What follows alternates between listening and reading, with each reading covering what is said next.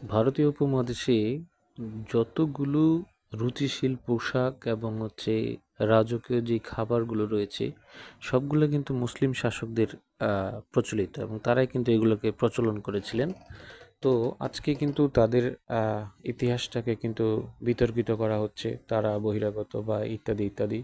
তো আফসোসের বিষয় হচ্ছে যে আসলে আমরা আমাদের পূর্বপুরুষদের যেই সত্য কথাগুলো বা সঠিক কথা সেগুলোকে কিন্তু আমরা নিজেরাই কিন্তু অবহেলার চোখে দিয়ে কিন্তু আস্তে আস্তে ভুলে যাচ্ছি। তো এই জন্য ভিডিওটা বেশি বেশি শেয়ার করবেন, যাতে আমাদের অতীত ইতিহাসগুলো, গৌরব উজ্জ্বল ইতিহাসগুলো যাতে আমরা পুনরায় আবার স্মরণ করতে পারি। যারা ভুলে যাচ্ছিল তারা যেন স্মরণ হয় তাদের।